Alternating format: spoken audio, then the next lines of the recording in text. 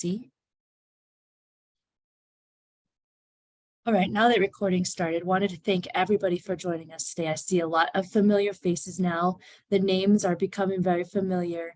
And we today are having our session about gender equity and equality. I believe our speakers might have a more interesting name for that. And I want to tell you, this is a session that has become dear to my heart.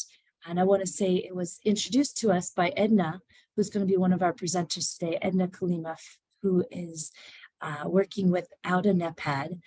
She brought to our attention that we need to really be looking at gender equality and equity in our companies, and not just our finances and not just our pitches, because gender equity, not only should we do it because we're all human beings and that's important, but it also is something that can bring success to your business as well. So we're going to get some of the basics, we're going to get some of the foundations, as well as how this can apply to your business and to your communities. We do see year after year that this is one of the most interactive and exciting and personal sessions that we host. So I want to thank these two ladies for joining us today, who are true experts in this field, for helping lead us on this journey that can be, it can be important, it is important, but it can sometimes be at times emotional and sometimes be a very creative journey. So I wanted to thank you.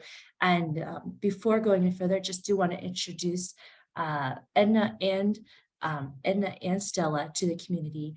And Stellah is, let me see if I can just slip to it. Stellah Nyagah has been a presenter with the Land Accelerator, I believe, for 3 years now, since 2021.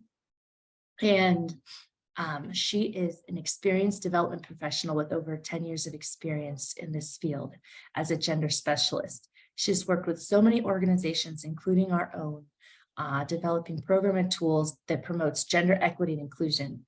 And we are very excited to have her today to help us as a group think about gender sensitive management.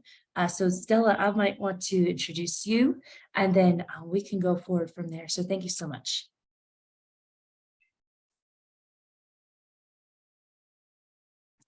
Thank you very much, Amanda. And thank you everyone who has also joined this training. I'd like to, I think it's good if actually Edna can introduce herself as I try to share my slides. But good to see you and looking forward to a very interactive session. This is one of the most interactive, I think, sessions that I personally like. I do several other trainings, but I think gender, even as Amanda says, for me, gender is also really in my heart. When you talk about gender and when you're talking to people about gender, just trying to understand the different perspectives. And we all know, we all understand the gender aspects from our own experiences, but then sometimes people misinterpret it or understand it differently.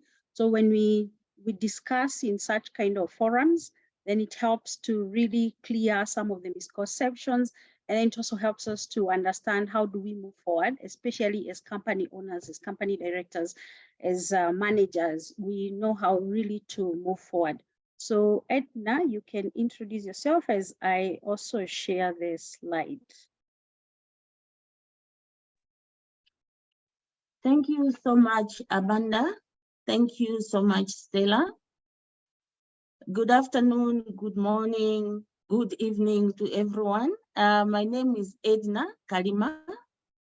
I work with the African Union Development Agency, AUDA-NEPAD. I'm happy to be here for this gender session. I do work on projects regarding gender, like the program I work on is called Gender Climate Change and Agriculture Support Program. And I also support other programs like the A4 100, which is part of this Land Accelerator on gender issues. So I'm so happy to be here, and yes, happy to have this interaction on the gender issues today. Thank you very much. So, Stellah, I can start, right? Yes, you can start, yeah. All right. Thank you very much. In this training, we are going to look at the goals of this training. So the first one is to improve the understanding of the concepts of gender and its importance. You know, there are various concepts that come with gender issues, and we really need to understand what we are talking about. And then we're also going to have a better understanding of the gender inequalities, the gender mainstreaming approaches in our companies, in our programming, in our projects, and so on and so forth. So those are the goals that we have. And now we are going to have this as an icebreaker, just to get to know each other, understand each other, and just to have that relaxation. So we would like you to go to www.slido.com on your phones, and then you enter that code. If your phone has a camera, you can actually scan the QR code that is on the right, and then you enter there. On that, we have 2 questions for you that would like you to answer. So please, can you do that, every one of you? Get your phones, go to www.slido.com and enter the code. The code is 2020-254. So it's also on the screen? Yes. You can also scan it using your camera, scan the QR code that is presented here. So let's do that now.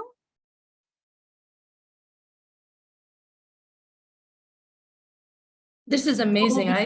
I just wanted to share, I Yes. scanned the QR code.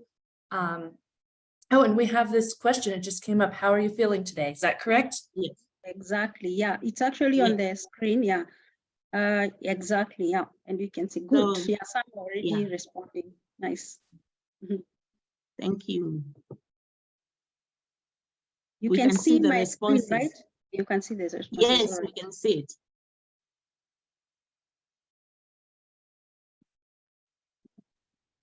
Somebody's feeling cold.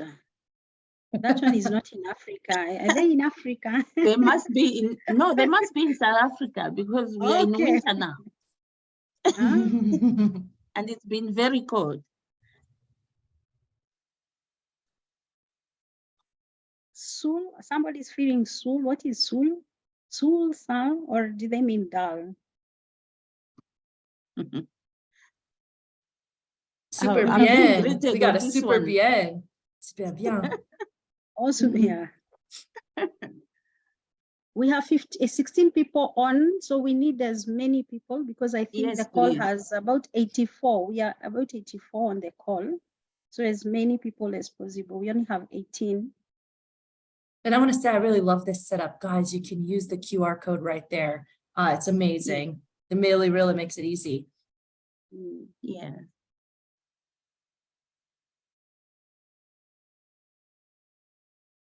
I'll be stressed, but great. Sorry for the person that is stressed. Hello? It's failing to open. Okay, are you using a camera? A phone. I'm using a phone. Okay, did you go to the link www.slido.com? Yes. Well, it's working for a lot of us, so it might be your connection. Well, yeah, maybe. Let me try again. Okay. Thank you for trying. Yeah. The website might be loading slowly for some people. Yeah. So I think we've stopped at 26. I'm not sure if others are trying to join, or maybe shall we move to the next question? or give a few minutes to a couple who are trying to join. Okay, let's just give 1 minute probably. But it's good to see that most of them are happy and they're excited. They feel good and nice. That's great.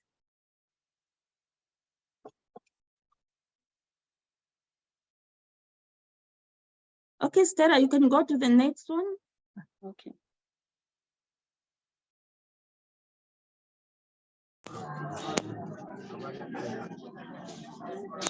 Okay,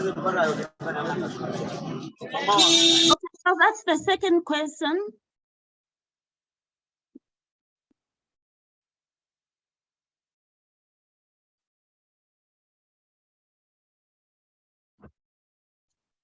So you can type in what you are expecting for this training, even those who are trying to join. Unfortunately, you'll not be able to answer the first question, but you'll be able to Please, answer can the you second send me question. The code? website again? The website is on the www. slides. The website is on the slides right there as well. Slido.com.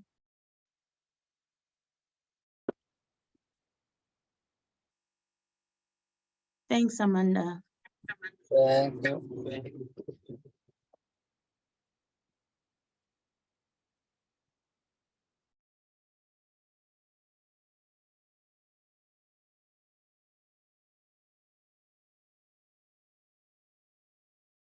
Somebody says no expectations.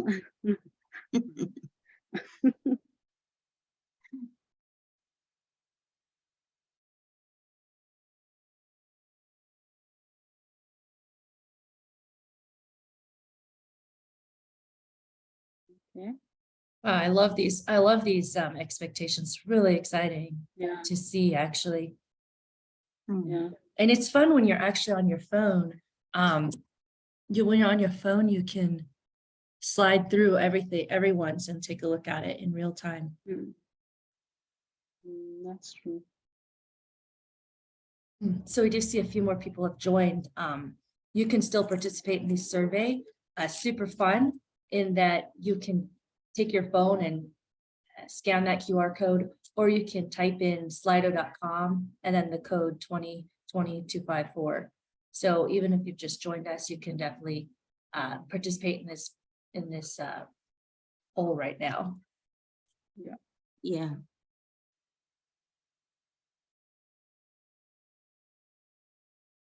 Gain actions to enable gender equality alignment.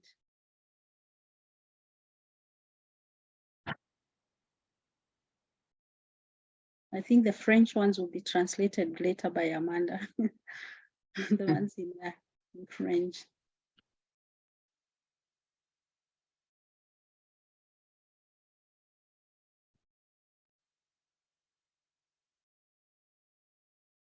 Well, that one French one is Uh-huh. kind of like their expectations for the Land Accelerator program. I want more information and knowledge about investors, about the restoration of forests, and I want to connect with the network on the businesses that restore landscapes and ecosystems. So that's a little bit more general. So want to think I do think actually that I'm not listening to the French version, but if we could definitely have French interpretations of each question, that will help our Francophone people participate. And I'm sure that's actually happening. I just don't have the French turned on myself. Oh yeah, that's true. Scientific understanding of gender issues. Wow. Okay, so I see it's gone quiet. So we have 28. We have 28 people who've responded. I'm not sure where the others are, but okay, 2 more people are typing. So we just give them a minute to type, and I think we can transition. But we will keep the link. I think we'll keep the link open. We will keep it open so that anyone who has not sent their responses to keep sending them. I think it's important to collect all these expectations, even as we transition to the slides. Yeah. Yes. Yeah.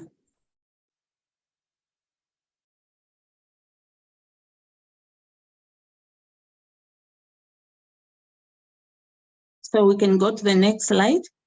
Okay, so 1 minute, I will stop sharing this one and I will share the slides again. So if you haven't participated, just keep sending the responses, yeah? Okay, Edna, you can see my the slides? Yes, I can see them. Okay. All right. Okay. I think we have jumped to that one where we have, where we have a quote. I'm at the code. I'm at the slide from the code. Okay. Yeah. Oh, okay. All right. All right. So we are going to begin by introducing gender. All right. I know that you have heard this word, gender, and you have an understanding or you have an idea of what gender is. At least I would like to have one person who can just explain what they understand by gender. Anyone person, if you hear someone talking gender, what comes to your mind?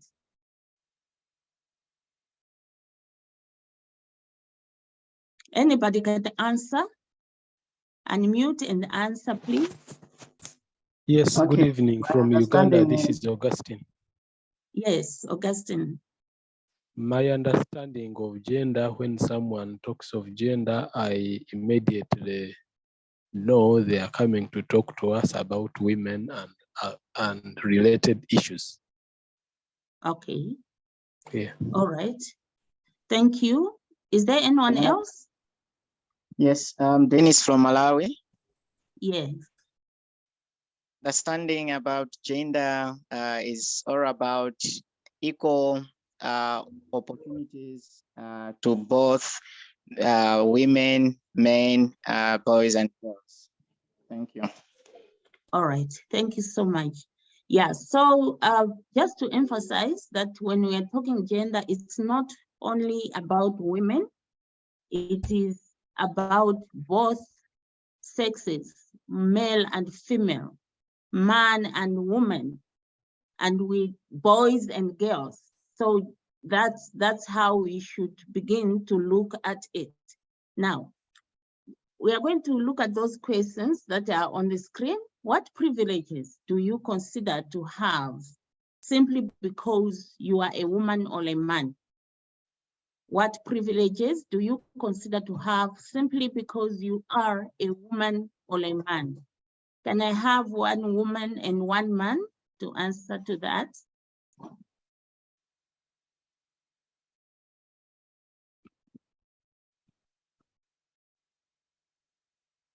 Hello? Hello? Hello? Can I answer? Yes, please. Okay. Yeah, so I personally, the privilege that I have, just because I'm a man, just the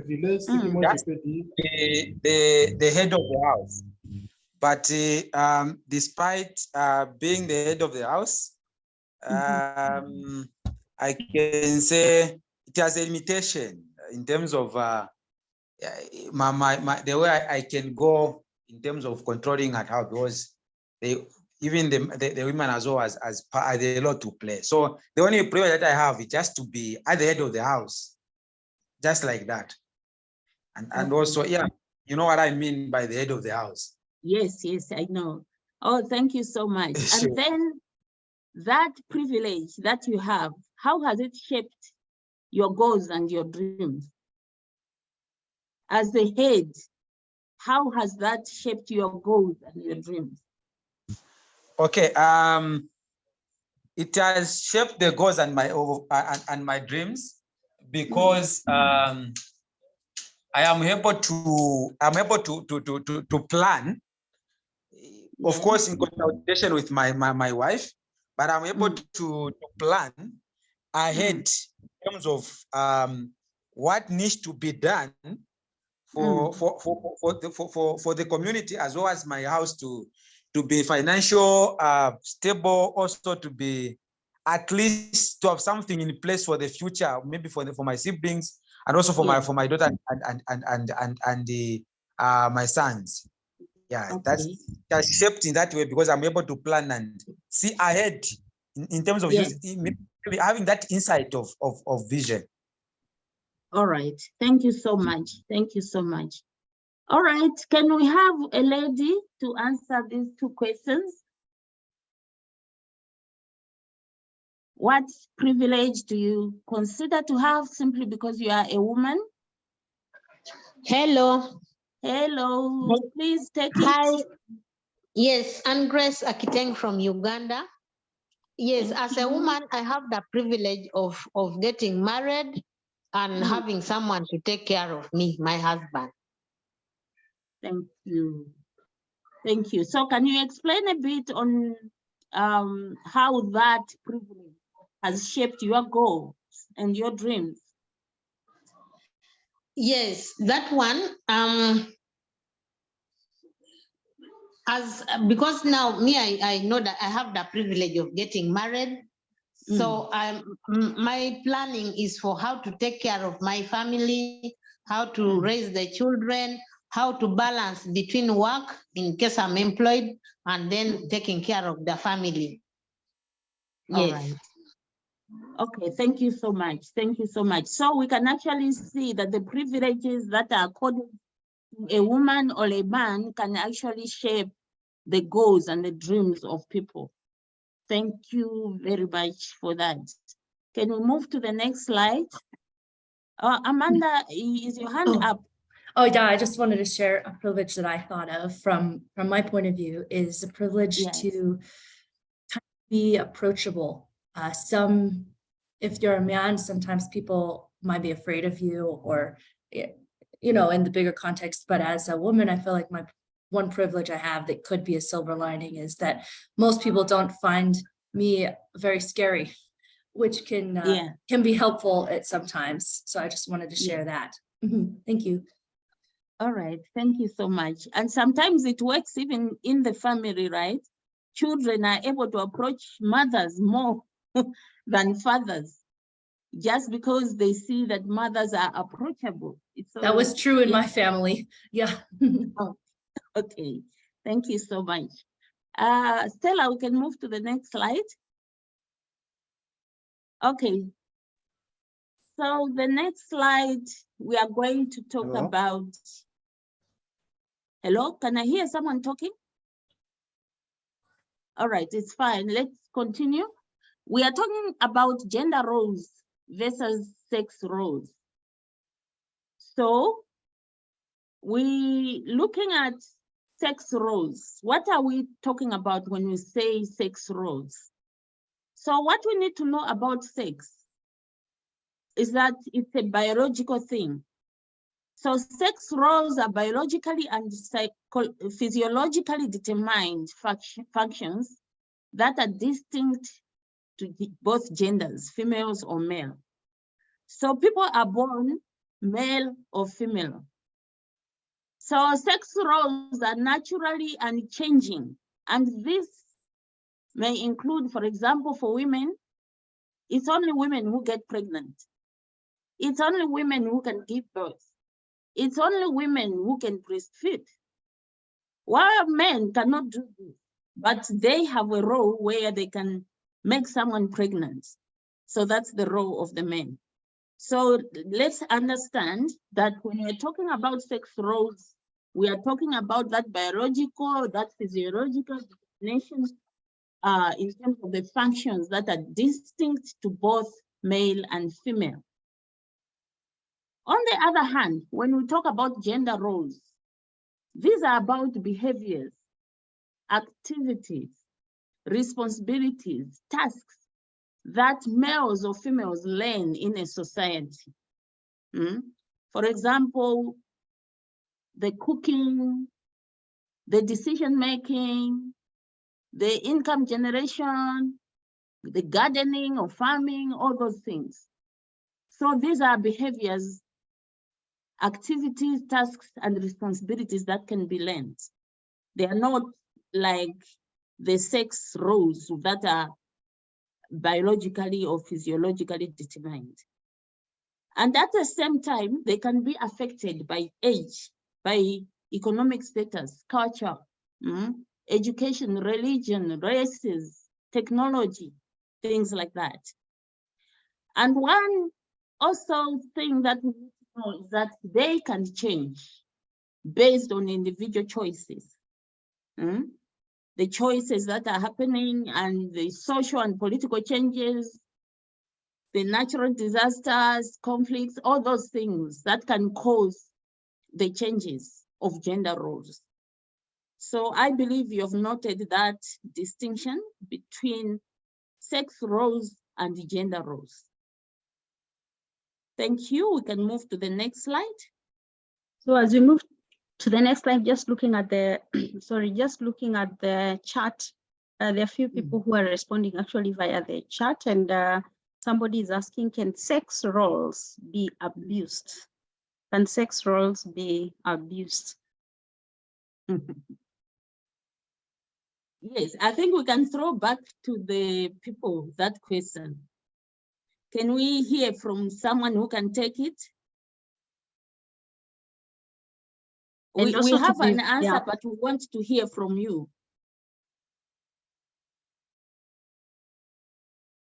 Anybody? Or is the question actually clear? Because can sex roles be abused?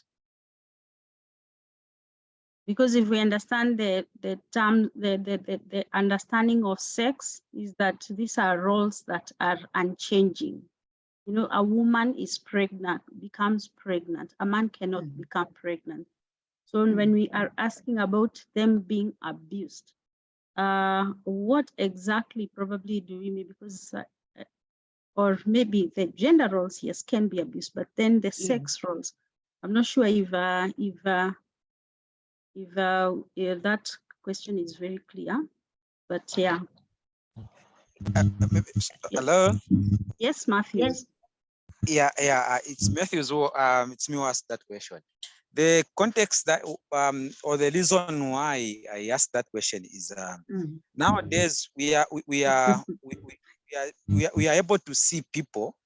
They are men, but they are trying to act like women, whereby the dress code changes, and they just even the behavior changes. But we know that quite all right, they cannot get pregnant. But we are nowadays there are even people trying to advocate to say, I don't know if they are calling sperm transfusion or maybe sex transfusion. I don't know, some kind of that. So the reason why I asked is about homosexuality and the like. Can that, because we know that maybe the only people that can that are allowed to sleep together, maybe having that relationship, or it's just a man and a woman. But nowadays we're able to see that things that are changing. So that was, can sex law as being abused? That's why I got, just because of we are talking about sexual and gender. These things yeah. Okay, thank you for that question. All right, so just like what Stellah said, that gender roles can be abused, that is clear and straightforward. In terms of sex roles, naturally, because we are talking about the biological and physiological makeups of females and males, those ones, I think in my own understanding is that according to what you are saying, that nowadays we are seeing this and that and that, you could look at that as an abuse in a way, although what we normally know is that it was not intended to be that. I don't know, perhaps Stellah, you can bring more light to that, but I think as the context is nowadays, and as the example here is given, you would also look at that to be an abuse in a way. Stellah, what do you think? Yeah, because we actually this question comes a lot. These all issues about LGBTQI blah blah blah. These days we have too many additional acronyms, but and it's, to be very honest, it's a tricky question that we cannot really simply say yes or a no. It's not really a yes or a no answer. But then we look at the context, and we look especially at the African context.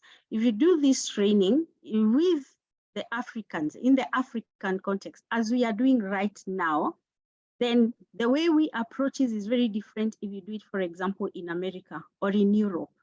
But looking at ourselves as an African context, and sometimes actually it opens up a whole, it's like, you know, the Pandora's box, you know, you open up something, one thing, and then it leads to another, and people keep talking about it. But in this context, when we talk about the gender inequality, the gender equality, we talk about gender mainstreaming as a training, as company directors, as SMEs.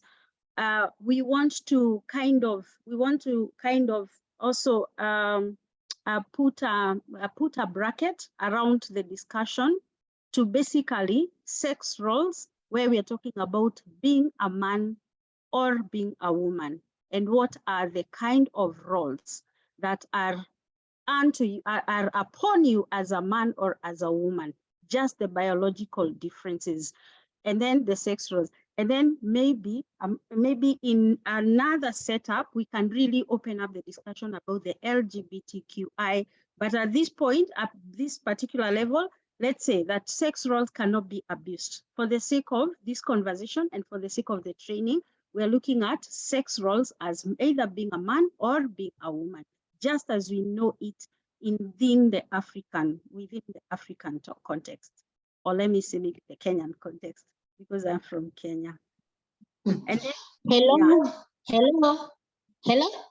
yes. Can I add something? Yeah, Yes. for me, I was thinking, looking at that question and looking at the sex roles here, which are a woman can become pregnant, giving birth, a man can impregnate. Me, I was looking at it like this. If my husband goes to get a vasectomy without letting me know, so that would be an abuse. If my wife went and got injector plan, those ones for family planning, there she would be abusing. That's how I would look at it. Okay, yeah, thanks. Also, that's also another way to look at it. Thank you very much, and Grace. Yeah, thanks for that addition also. Yeah. All right, so I think And we then can proceed then. One more question on the chat box as we move on. Does sex roles differ within cultural context? Sex roles differ within cultural contexts? No, they don't. I don't think so. Because the way we have explained here is that it's biologically and physically determined. These are the functions that are distinct to females and males. So regardless of the culture, regardless of the race, yeah.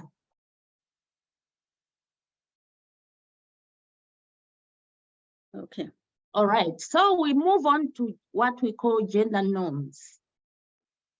When we talk about gender norms, we are referring to the expectations or the standards to which women and men are generally socialized to conform.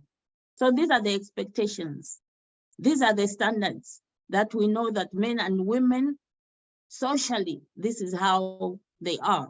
So the socialization process in which we learn the skills, the behaviors, the customs, the values, the ideologies, all that, they begin from childhood. And then they become established as part of our identity over time.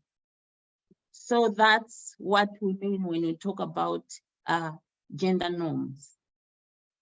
And then these are the ones that can actually create what we call stereotypes. So let's move on to stereotypes.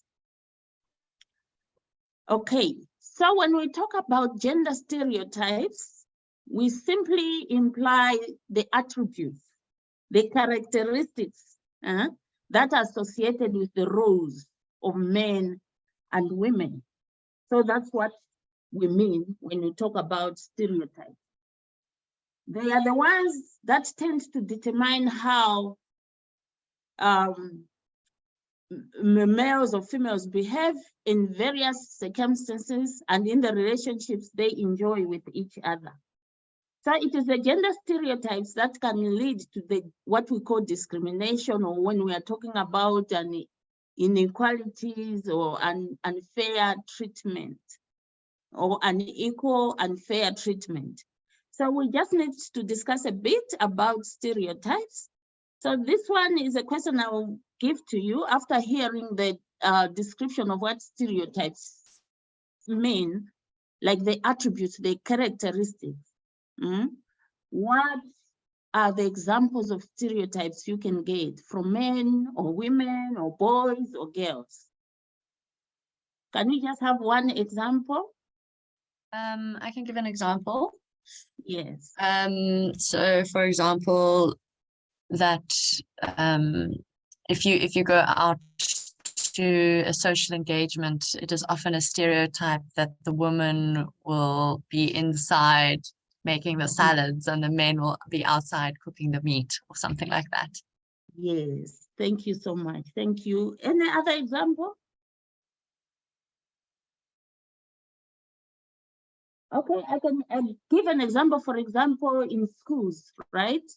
You find that in schools, you hear somebody saying, girls are better in languages and boys are better in maths, for example. Somebody would say, okay, because girls are emotional and creative, they are better in arts or literature, things like that.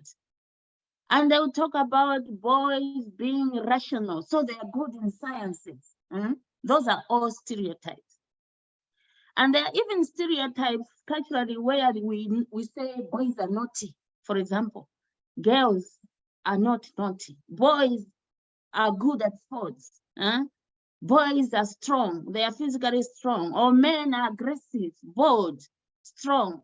Women are polite, accommodating, nurturing. All those things are stereotypes. So it's those things that we can actually lead to discrimination. So when we have all those things in our minds, we finally end up looking at all these things of unfair treatment. For example, at work, we already have in mind to say, okay, men are good bosses. So you'll find that perhaps the people who are taking in leadership positions are men, things like that. Because they will make good bosses, they will have good decision making, all those stereotypes. All right, can we take that question? I see a hand up. Is it a comment, a question? I don't know from where. Matthews? Yes, it's a comment. You know, I'm very interested in this topic because that's the area of that I work most. You know, this stereotype thing, it's a thing that is causing gender-based violence and sexual-based violence. More especially in areas where it's also reached to poverty for women and girls. More especially when, for example, in the family, when the husband dies, they would like to take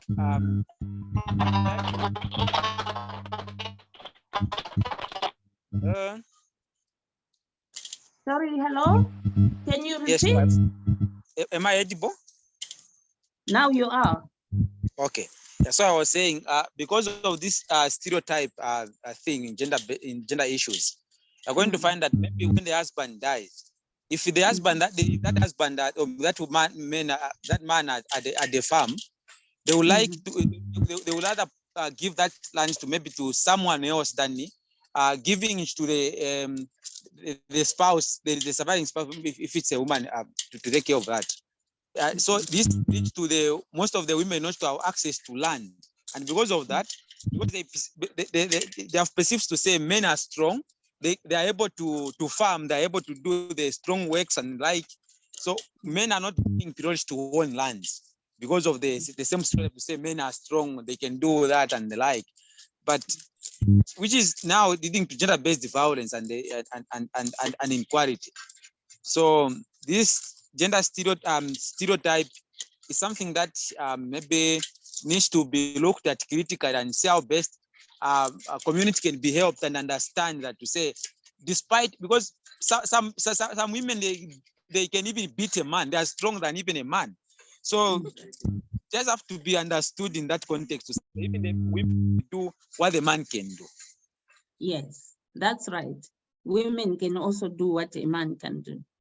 Yeah, but you know, as we have said it, that those are the things that are leading to unfair treatments. Even in the context of jobs, you find that at times some jobs are not given to women. Like, for example, science, technological things. That I saw a woman who actually was driving a tractor in the farm. And there were some stereotypes where they were saying, if you do that, it means you will not be able to give birth, because the physical thing of the tractor will actually take a toll on your energies and the like. All those are stereotypes. But women can do that, what men can do. Thank you so much. Let's move on.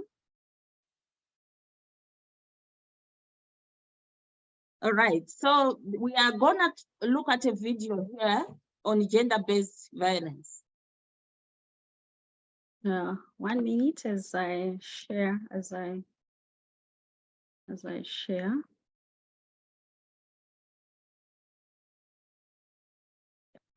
Yeah.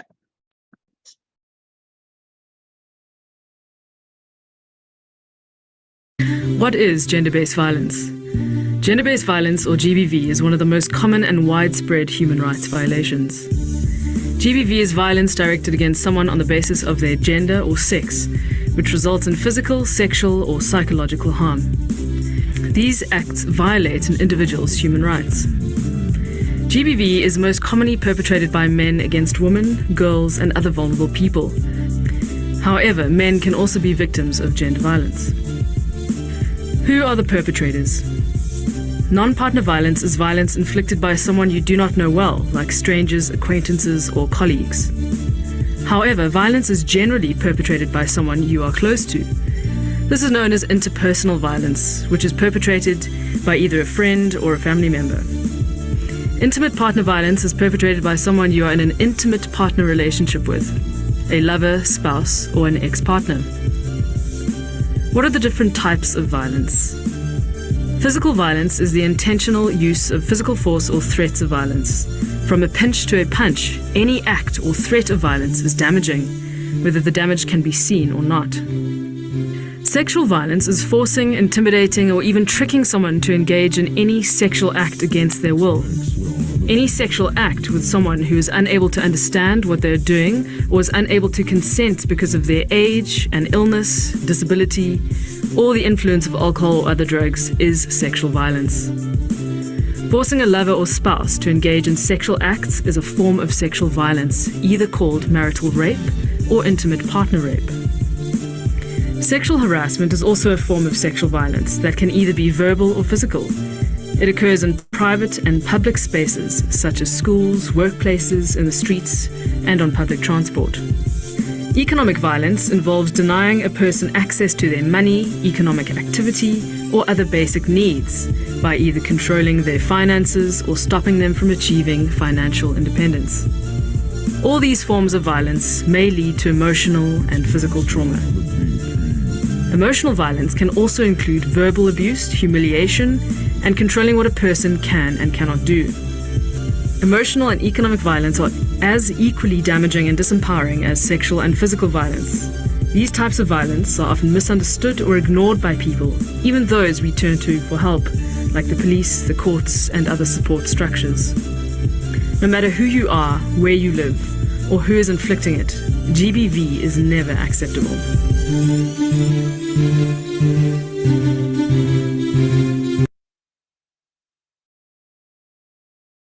Thank you very much. I think the video is self-explanatory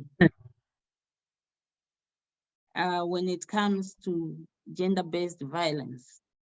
So I'm sure we could be in a position to answer these questions like what is gender-based violence and what are the categories of gender-based violence? And I think because of time, let's move to the next slide.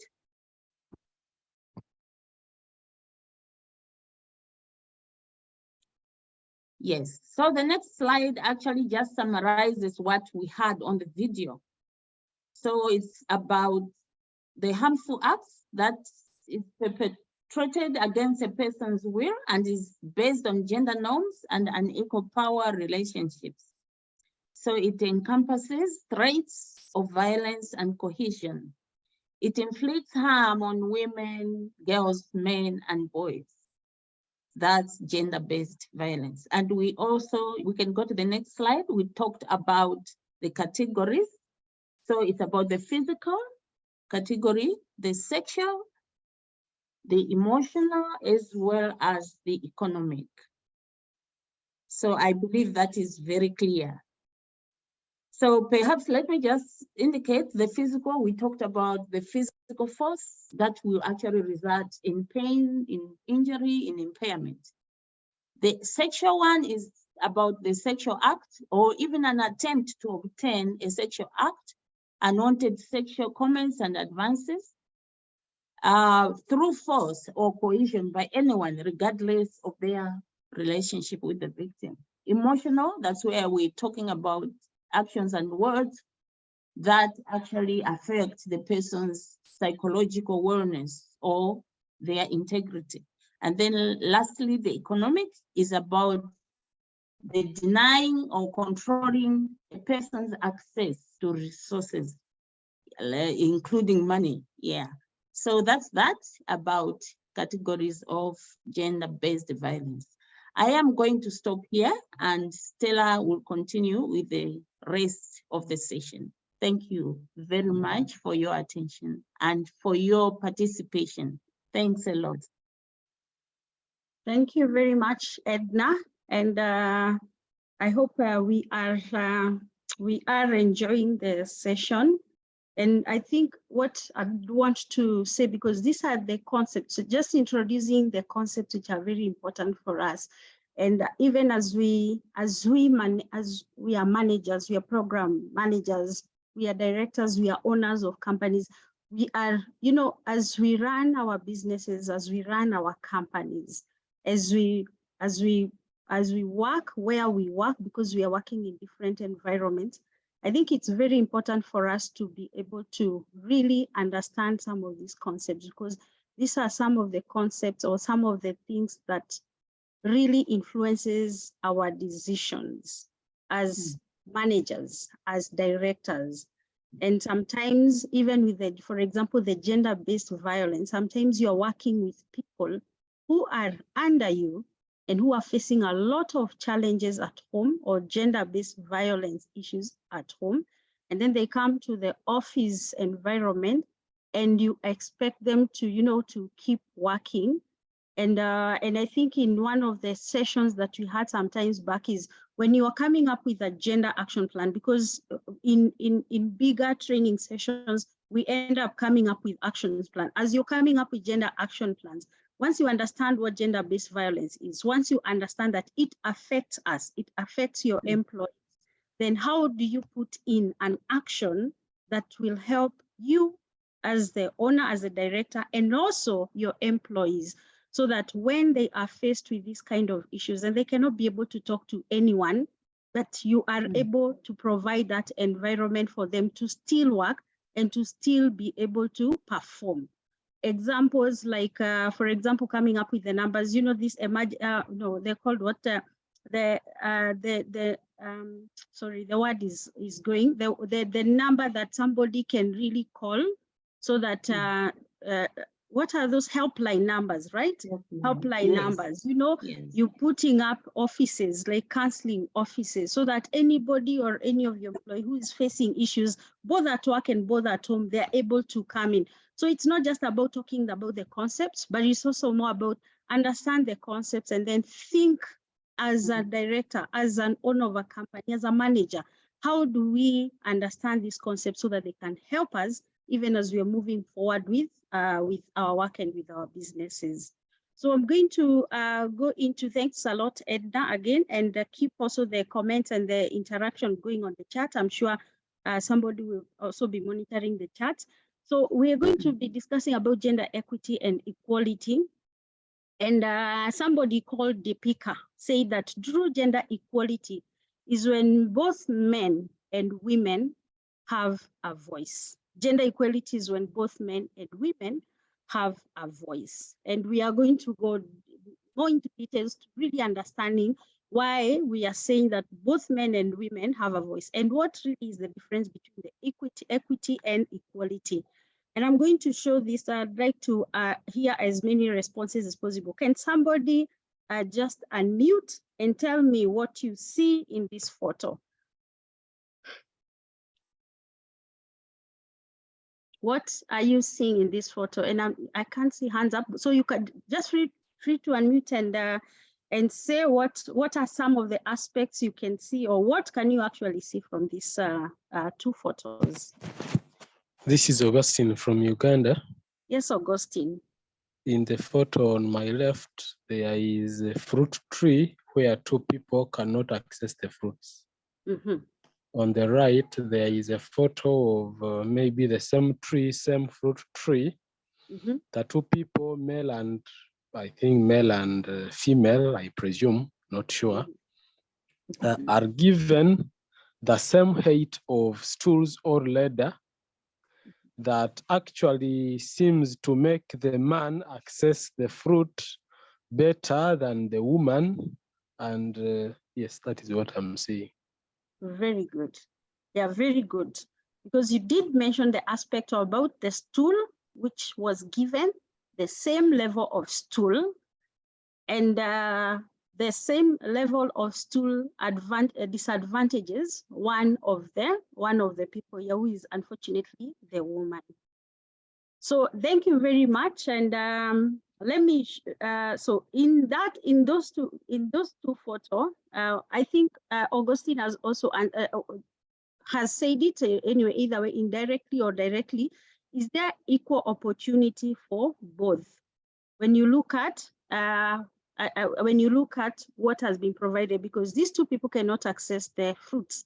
Augustine has explained it, but in the second photo, they are provided for with a stool so that they are able to pick the fruit. But looking at how it has been provided, is there equal opportunity for both men, the woman and the man in that photo? I see There Rowan seems not with to his be. hands up. Mhm. Babu, Yes. please go ahead. Yes, and then Okay, Rowan, thank if you have a Yes, comment as well. I was saying Mm. there seems not to be equality in the Mhm. opportunity that is given to the two people to access the same thing. Thank you. And somebody who is raising their hand, I've not said not who, Amanda, you're saying she can respond, as also she responds to the second question. Does this same thing happen in development? I saw Do we Rowan see with the the hand same up, scenario? and then I saw Acho. So Rowan, I think, is ready to go. Mhm. Yeah.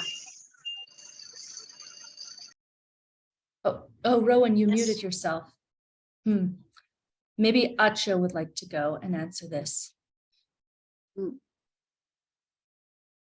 If anybody has seen similar things happening in development. Hello. Yes, Rowan, yes. Rowan.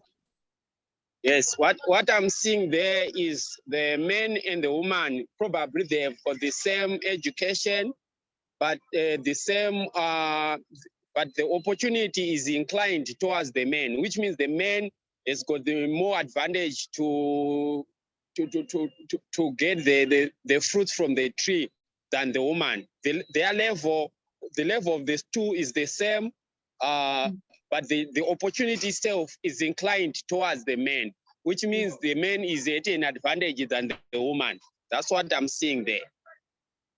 Perfect. Yeah, perfect. Yeah, that's the other aspect that you have noted, Rowan, that it's not even just about the stool that is provided for them to step on to get to the fruit, but also that the tree itself is bent towards one end. So it advantages the person who, the man on this photo in this case. Thank you very much. Was there somebody else who wanted to say? And as they respond to say, what would be the alternative? What should we do instead so that we provide the same opportunity for these two men, man and woman? Anyone? Yeah, What thank do you think so should be much. done? Yes, Aunt Hello. Grace. Yeah, thank you so much. From my point of view, based on our socialization in Africa, I think what happens in Uganda is most likely what happens in Kenya. Our socialization from the time a girl child and boys are born in our social setting, there are some things which the girls are supposed to do, which the boys are not supposed to do. So if we want to have this equality, then we have to level that from that point of view, when they are children, when they are young. If it is mopping the house, all of them should be able to do that. Because from my point of view, girls are supposed to be mopping, they are supposed to cook, they're supposed to collect firewood. Then the boys, even the dolls, they play with children. The boys are playing with a ball, they ride the bicycle. So it starts from that tender age of socialization. Thank you. Oh, thank you very much, Grace.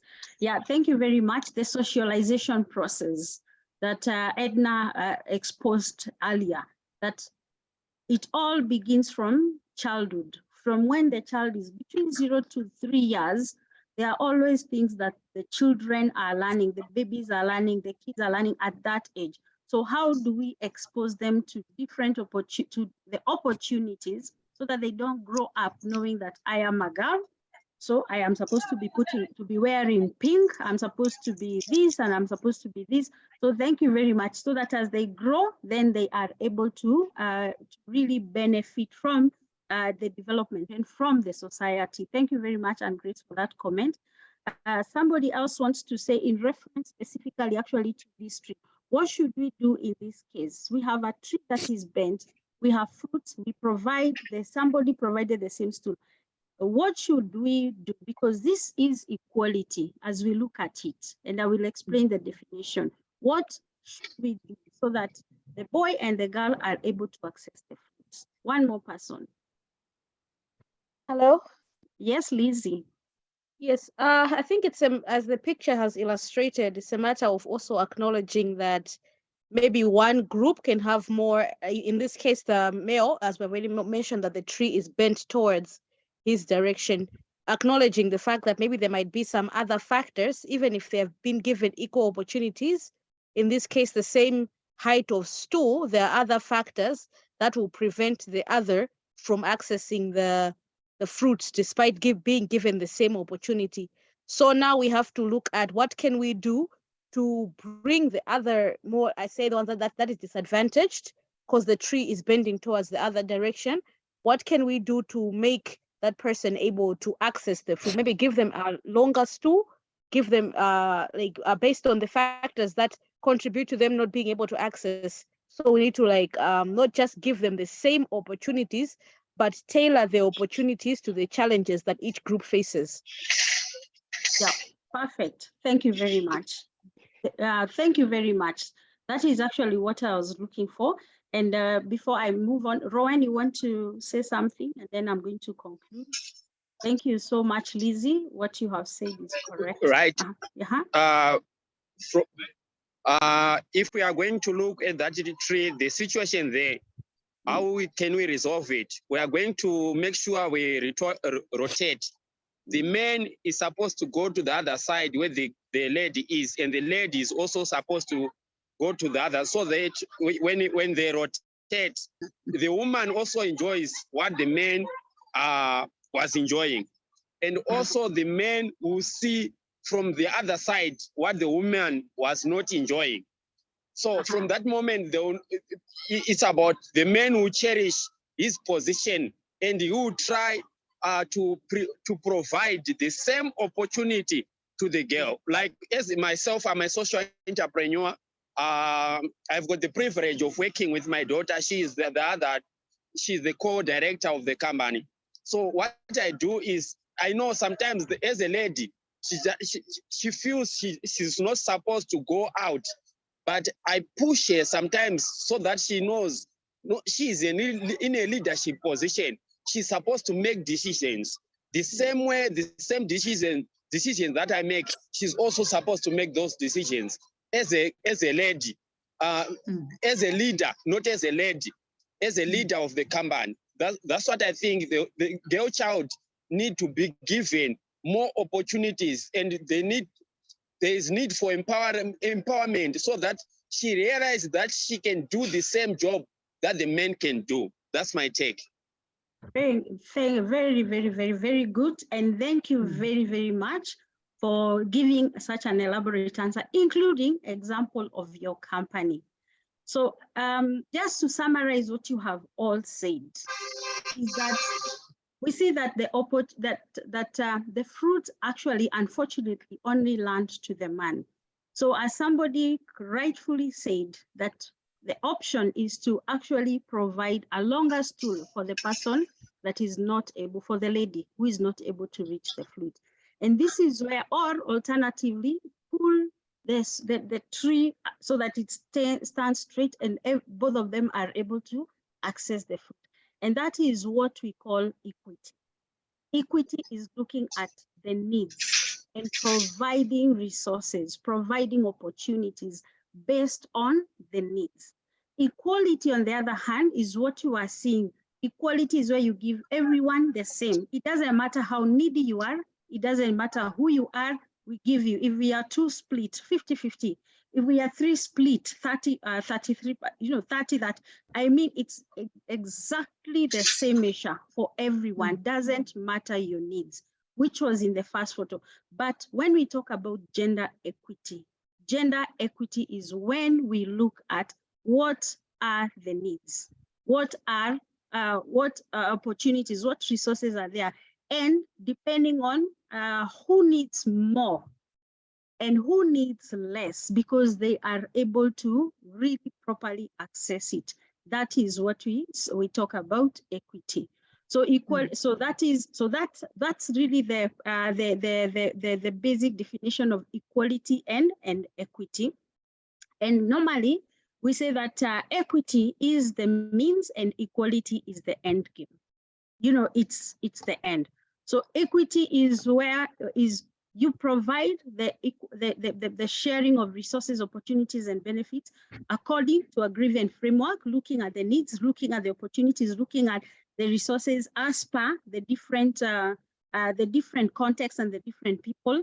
And as you're doing that, what you want to achieve at the end of the day, at the end of your interventions, is that you want to be able to achieve equality. So I think I will just proceed, and I'll provide this note so that you can also look at them even further.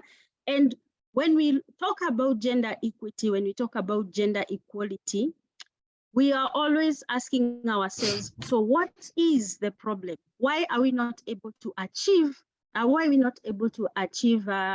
gender equality within our frameworks, within our working environment? Why are we struggling? Why are we struggling all over, in Africa, in Europe, everywhere? Why are we struggling? So what are the gender gaps, and why do we have all these differences between men and women, which is now the gender gaps? And as we talk about gender gaps, we are talking about gender gaps looking at the social aspects. We are looking at gender gaps, looking at the political aspects, the intellectual aspects, the cultural aspects, the economic aspects. All these aspects are relevant, but in all these aspects, we are always talking about the differences between men and women. In some countries, they say that women are paid less than men. It is still happening even today in some of the countries. Why should we be paying women less than the men? In some communities, even some countries and communities, even in Kenya, you go to the northeastern parts of Kenya, and some of the communities, you find that women are not allowed to go to school. They get to a certain age of 12, they get married, and they're not allowed. So if a parent parents decide, they don't even decide. It is automatically, and it is known, it's only boys who will go to education, to schools. So as they grow and they get to a certain level, you find that the gender gap keeps growing and growing, because the ladies are being married off very young. The men go to, the boys will go to school, they become too big, they become too important, too important. The women are depending on the men, and the economic situation, the economic, even within the household, it leads to inequalities, it leads to gender-based violence, it leads to so many things. So why are these gender gaps happening? Why is it still happening? And I think the simple question is, we still need to keep empowering ourselves. We still need to keep training, capacity building ourselves to understand what somebody said. I don't remember who said that we give equal opportunities to both men, to both boys and girls. From the time they are very young, we start exposing them to things that are equal, not things that are only suited for girls, not things that are only suited to the boys, but we provide that equal opportunity for both of them. And as they grow, they are going to really realize who they are and who they want to be in the society, and what contribution they want to form in the society, so that our companies are not struggling. So gender gaps is basically and simply the difference between women and men as reflected in socio, political, intellectual, cultural, or even economic attainments, or even attitudes. And just to ask a broad question, what areas do we normally see so often unequal opportunities? You can type in the text, and I'm going to show just some few data. What areas do we think normally do we see? Have we seen mostly where there are a lot of gender gaps, or there are bigger gender gaps? What are some examples of the areas we see? Is anyone able to answer this one? Areas that we see unequal opportunities between the sexes in your own countries. Okay. I am good. Okay. I don't see a hand up. I don't see anyone. Hand up, Sanda. Okay, sorry. Yes. Example of areas, yes? Oui, bonsoir. Good evening. C'est dans plusieurs domaines, selon moi. I think it's in various sectors. The inequality of opportunities at the social level. That's, for example, I'm in Cameroon. When you check at the educational level, you realize that access to education is more for the boys than the girls. The education rates, even at the professional level, that's access to employment, access to lands, to lodging, to estates. There are a lot of differences. Even at the political level in Cameroon, there is a certain number of legal instruments that were drafted by the government in order to fill the gap between the number of men and women, but despite that, we still have challenges even at the political level. You see the elected officials at the local level, or at the level of the municipality, the regional level, the MPs, the senators. If you want to see the number of women, it is really low. So at the cultural level, you know that in Cameroon, especially in the far north, there are some cultural practices such as incision, because incision, because we believe that it will help the girls to be faithful to their men. So there are all such practices that are bringing about inequality in the opportunities offered to men and women. So this is Sanda from Marois, Cameroon. Thank you very much. Oh, thank you. Thank you so much, Sanda. And thank you very much. I'm going to kind of summarize. So you said in education, we see there are a lot of gender gaps in employment, even in ownership of land, You've talked about even in politics or even in leadership positions. Very good, and thank you very much.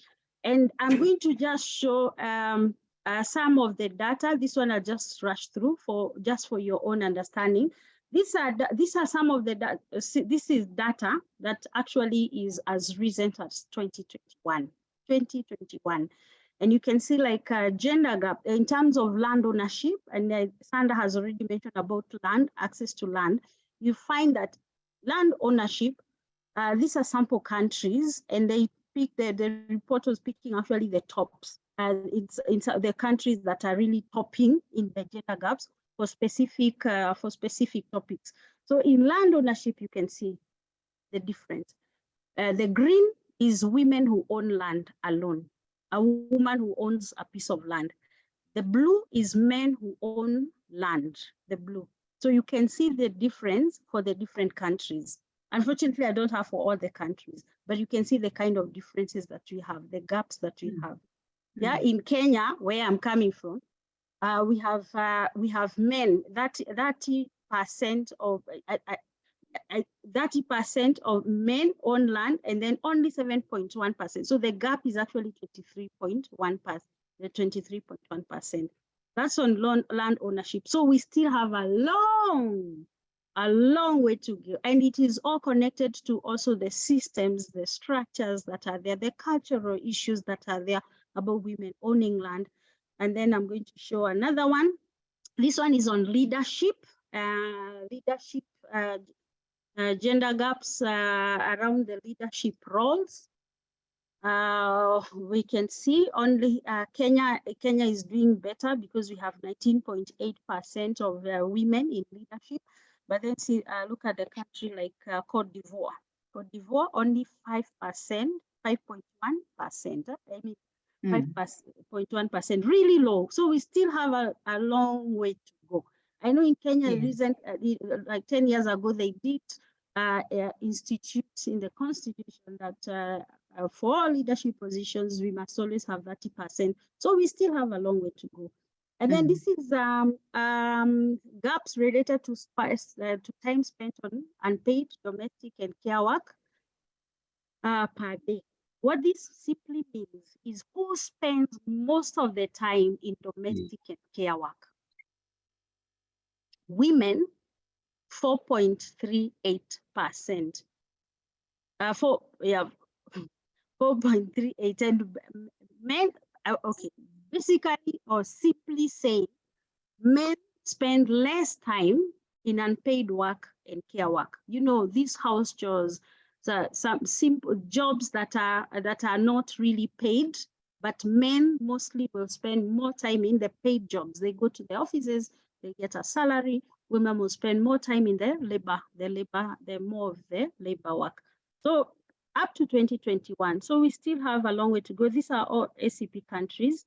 And then we also have access to bank. And I don't know, for our different countries, we can also reflect back and try to get also this data in the global Findex. This data actually is from the global Findex, and you can find your country to just see this. So you see that access to bank accounts, that in most of these countries, we have very few, we have few women being able to open bank accounts, of course, because of all these cultural and legal issues in the different countries. And not just about opening bank accounts, it's also about accessing credit in banks. Because of course, a woman does not have land, does not own land, so they don't have title deeds, which means that they cannot also access to certain loans because they need the security. Or sometimes you find that in certain banks, you're asked, they are told that your husband has to sign for you. So because your husband has to sign for you, then women don't end up opening bank accounts. So you can see the differences, you can see the gaps. And that's why we have this kind of awareness sessions, training sessions, so that in our companies, as we are running our companies, as we are owning companies, at the back of our minds, we are seeing how do we promote more gender equality within the companies, in the organizations? How do we push on and try to encourage as many women, as many young people, young women to really come up, to really be take the courage and do the things that they think should not be done because of how they were socialized and how they were socialized. Stellah? Yes. Yeah, I see somebody from Ethiopia. I think they can give their example, I think, of land, how they are dealing with land. Yes. Can we have the person from Ethiopia present their example of how they are dealing with the land issues?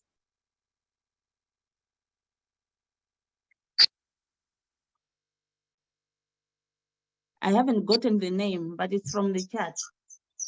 Oh, they posted in the chat. Daniel Tsegaye.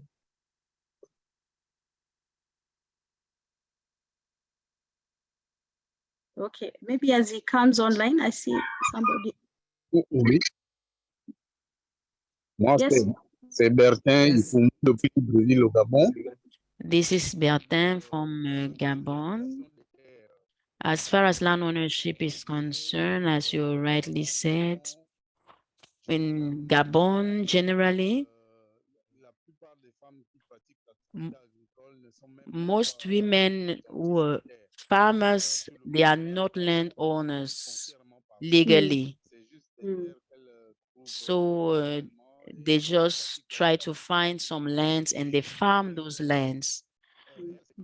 And what is true is that about 95%, I'm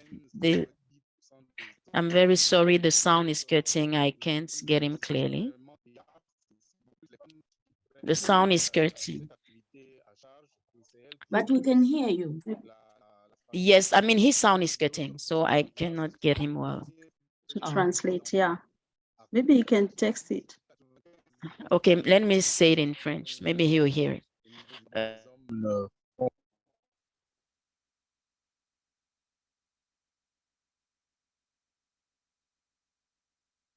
Okay. Ah, oui, je disais que pour ce qui est de la garde des enfants au Gabon, okay. About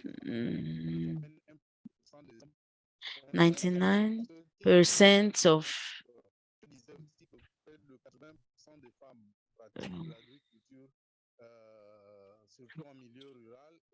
80% of women are farmers in the rural area and 10% of men are farmers in the rural area. And among the 80% of women who are farmers, 2 or 1% of them have owned the lands. Generally, they just acquire those lands in a very simple manner without owning those lands. Okay. Yeah, thank you, Bettine, I think Ikombo for sharing. And I think this is just very common, as you have also mentioned, that it's really a common problem in Africa generally, where women, it's really, even as you can see from the data and so much more data. And thank you so much for sharing. And we look at not only just the land issue. Sometimes it's difficult to actually deal with the land issues because of also the legal and the regulatory frameworks that are around within the country. But then there are some quick wins, like for example, the leadership aspects. These are quick wins within our organizations, within our companies. Can we, as much as possible, ensure that we have as many women as possible within the leadership? And then also the domestic, I mean, for each of these aspects, I think for us, it's really important for us to understand how are we doing. And you know, as we talk about gender, and sometimes we talk about gender is really that equality. And we are not only focusing on women, and we keep saying, and I'll show it even in the next slide, that it's not just about women empowerment.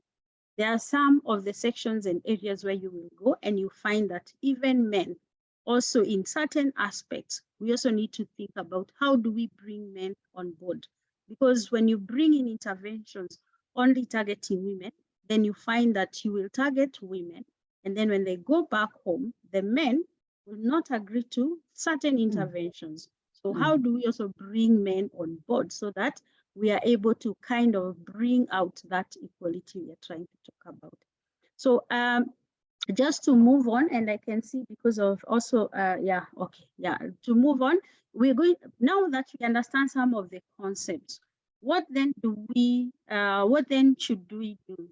What should we do actually to ensure that we are mainstreaming gender in our companies, in our programs? And I wanted to hear if somebody can tell us what they understand by gender mainstreaming. What do you understand by gender mainstreaming?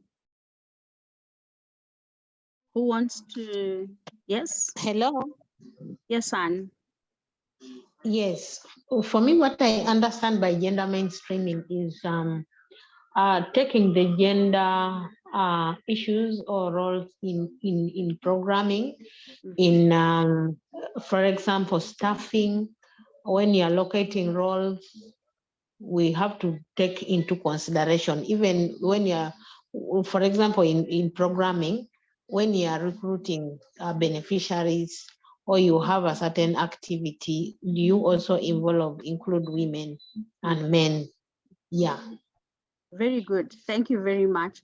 So as Anne says, in other words, what gender mainstreaming means is that it is taking into consideration the concerns and experiences of men, women, boys, and girls as an integral part in when we are designing programs or policies, when we are implementing, like for example, as she also says, when you implement, ensure that you have all men, women, boys and girls represented. And when you are doing monitoring and evaluation, which is the data aspect, So ensuring that their concerns, their experiences are taken into consideration throughout the whole process of policies and of programs. And why we are doing this, why we do, of course, our end goal always is because we want to be able to achieve gender equality, which means that when you do gender mainstreaming, start becoming aware of the gender issues, of the gender, the gender aspect, then you're moving towards the right direction. But we'll also see the difference between being aware and actually taking action. But what you want to achieve at the end of the day when you're doing gender mainstreaming is to achieve gender equality.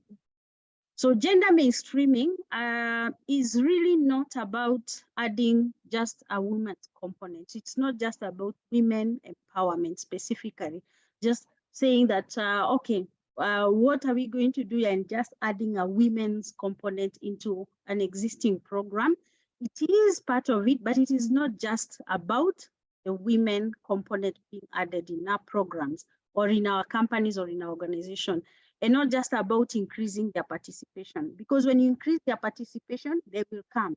But what effect do we have at the end of the day? What I was saying, if you call women into a training and tell them so much about them being empowered, and the men are left out, they will still go back home.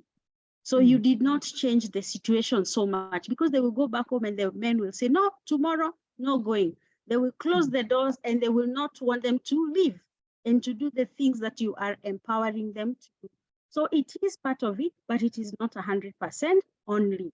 So what we need to consider when we are talking about gender mainstreaming is bringing those experiences of both men and women in the development agenda. So when we do trainings, for example, we want to hear what are the experiences that women are facing when they come into the trainings. What are men thinking about when women only come to the training?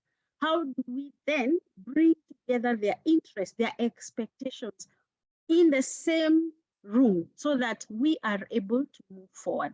So consider both aspects. Then it's also about modifying the development agenda so that results will benefit both men and women equally.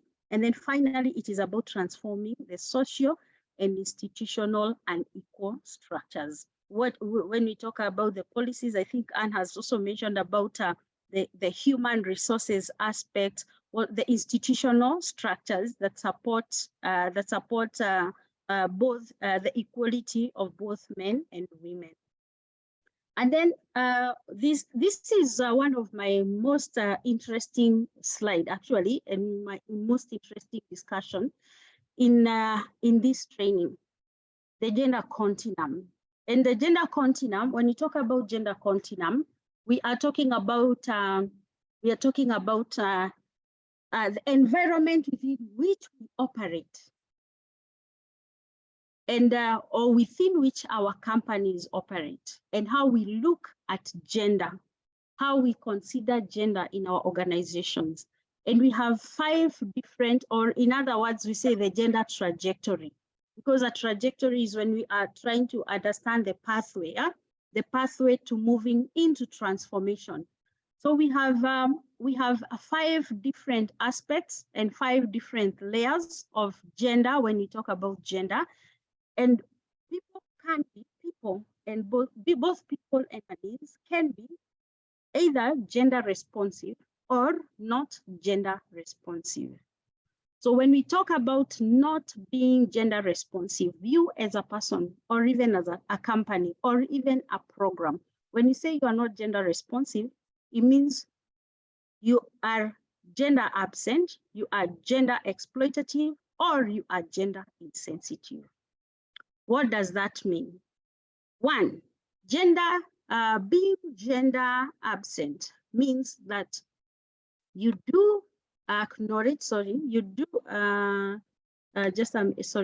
that you as a company, as an organization, as a program, that you do not consider gender norms affect us as a company. You do not consider the unequal power relations. You don't consider the potential patterns of gender equality when you are designing or delivering program activities, or when you are running your company. So there is really no consideration of gender. We don't talk about gender, there is nothing. Gender is completely absent. It doesn't matter whether it really doesn't matter. There's really no consideration, and we don't discuss it to bring it onto the table as a topic in the company or in the program. That is when Gender blind. Exactly, gender blind or gender absent, exactly. Some call it gender blind. And then gender exploitative is when you reinforce, use, or take advantage of gender inequalities, social norms, and stereotypes. When you take advantage of gender inequalities, you do recognize, you do acknowledge that there are gender inequalities, but let me give you a very good example. What we have been trained or taught to believe in is that women are not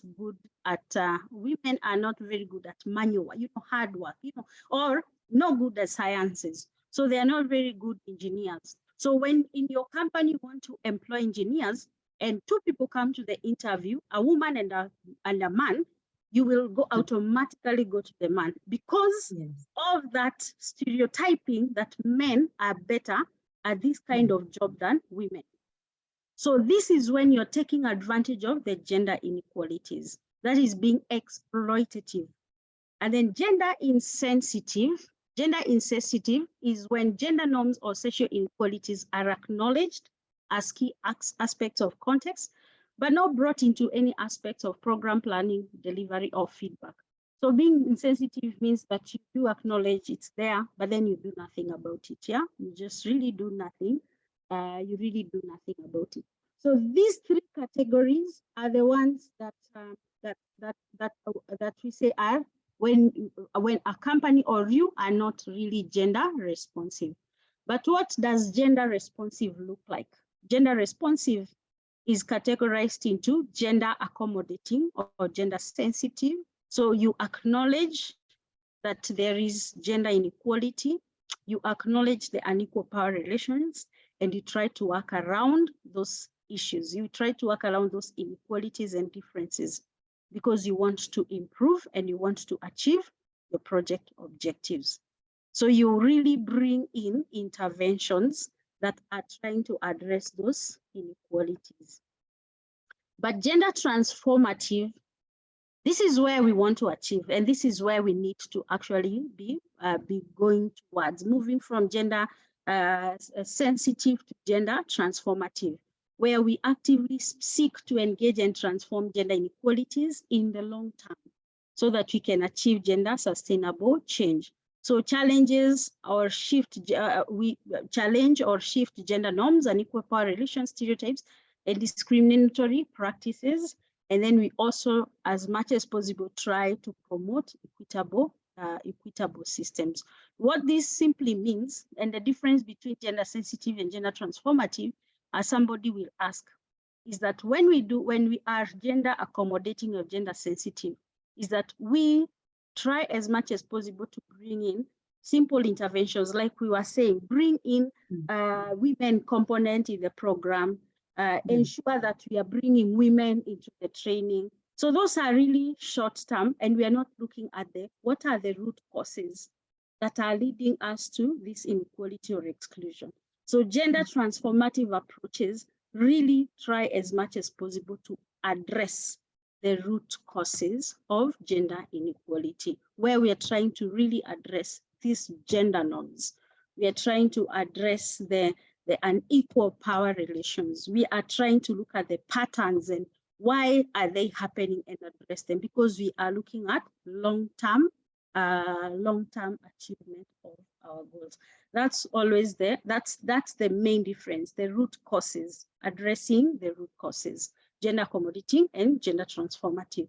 So if we're looking back at our companies, if we are in the category of not gender responsive, and we are not judging anyone because this is also a topic that is becoming up and up, what we need to do is to start thinking of how do we now start moving towards being gender accommodating or gender transformative. And if we are at the gender transformative, already at the gender sensitive stage, then what do we need to do so that we can move to the gender transformative stage? And at this point, I want to ask Amanda, yes? Oh, that was going to be my point, if you'd like me to share that. Yes, that's what I wanted to ask. If you can now share the slide, and let's see, with the understanding of those 5 areas, looking at your company, at your organization or a program, where do you fall? Let me stop sharing so that I allow you, Amanda, to share the slide.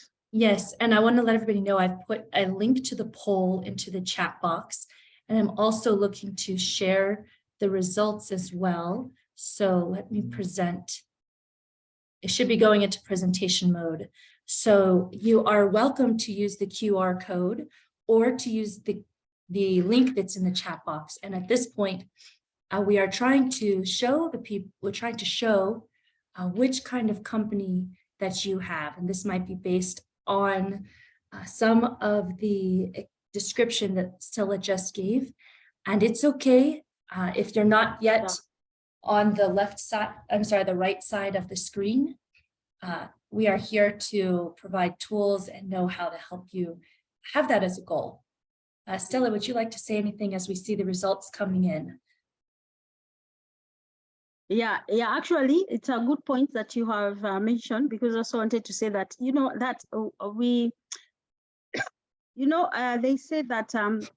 they say that we go to the doctor so that we can be helped, that we recognize that we have a disease, and we go to the doctor so that we can be helped. And sometimes when we do assessments and we do this kind of surveys, is that we don't want to see what are your gaps so that we judge you, but what are the gaps so that we can prescribe the right, the right medicine and the right tools. So as you are responding and thinking back about our companies, let's look at, sincerely speaking, how are we doing when it comes to gender? To the gender continuum, where do we really fall? And I can see there are only few people who have responded, which, or maybe we have more than one person representing a company. That could be correct. So right now we have 30 responses. We've got 32 people who have opened the webinar, the session poll. So again, check out the poll link in the chat box, or you're welcome to use your phone and get the QR code like that. I really like that. I'm going to start implementing that into our polls that we do. So thanks for that idea, Edna and Stellah. So again, more people are jumping on right now. And, you know, they might be slower to answer this because they might be afraid of selecting the wrong option again. So maybe we can jump back and forth to what those, or maybe you can just share with us what some of those different options were meaning. Okay. Just one more time. Yeah, I think so. Yeah, that's true. So gender absent, you're saying gender absent is where there is completely, yeah, okay. Yeah, options are not clear. Yeah, so gender absent is where completely we don't consider, we don't talk about gender issues in our companies.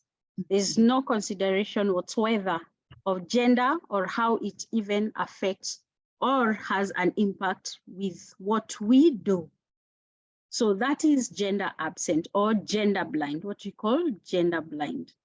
And then the second one, which is gender exploitative, is where we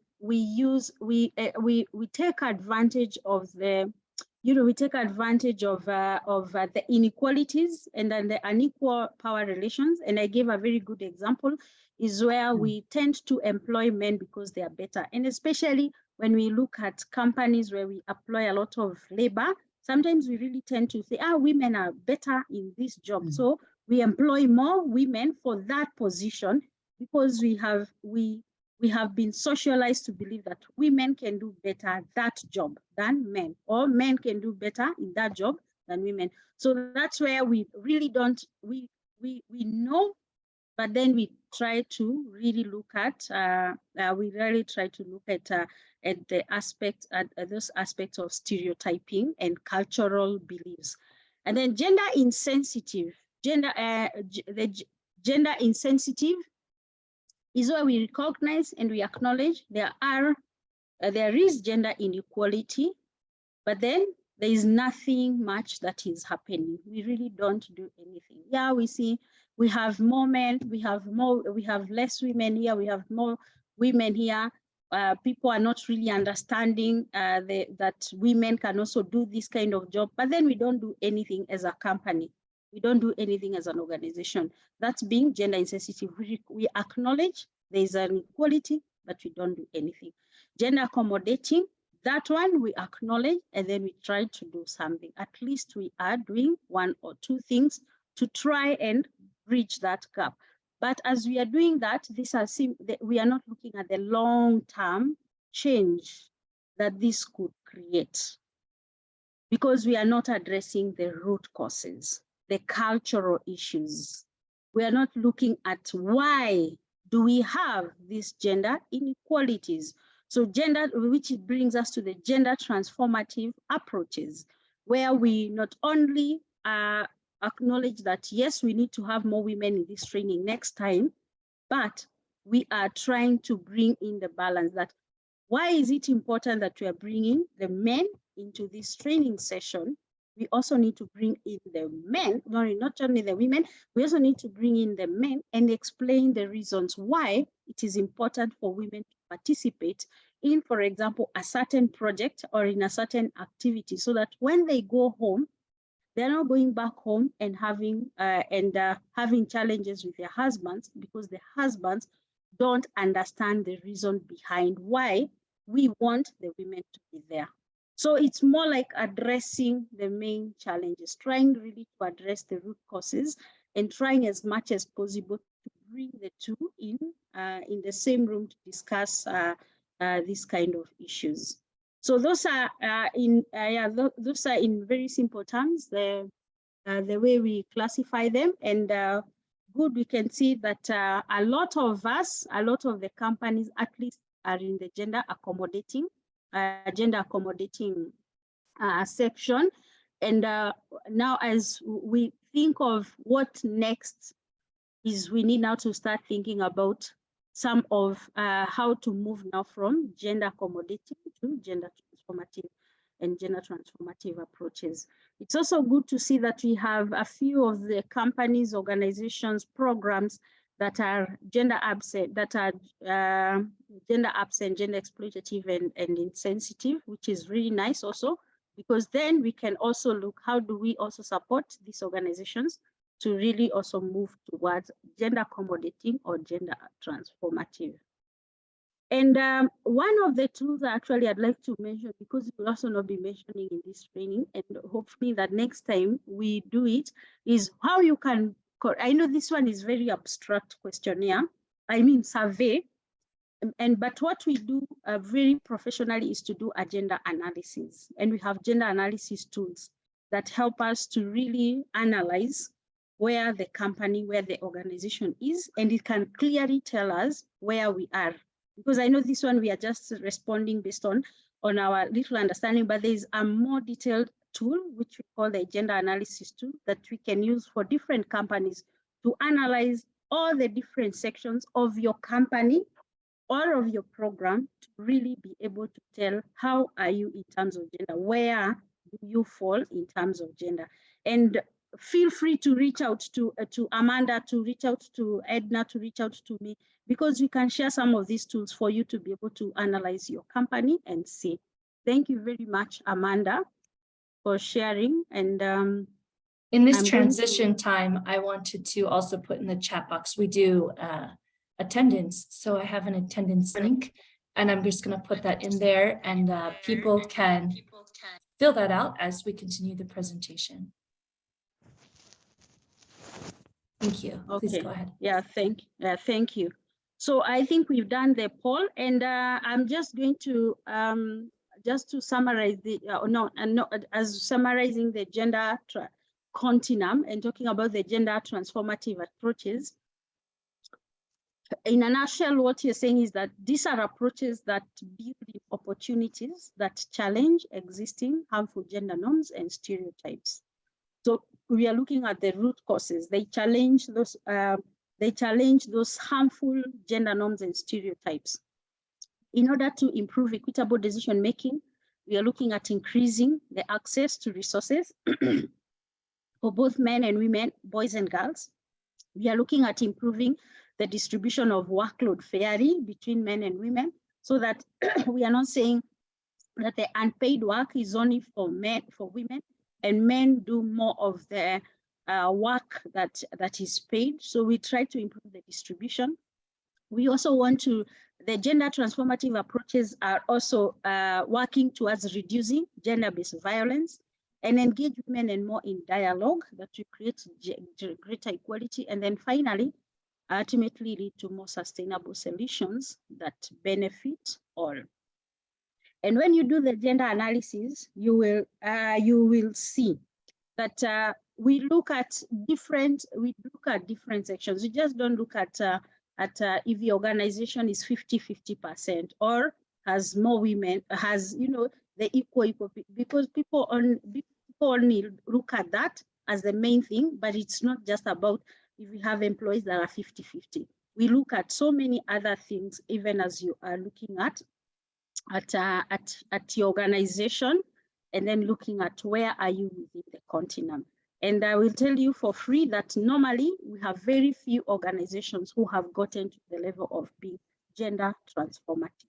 Many of them are always within the gender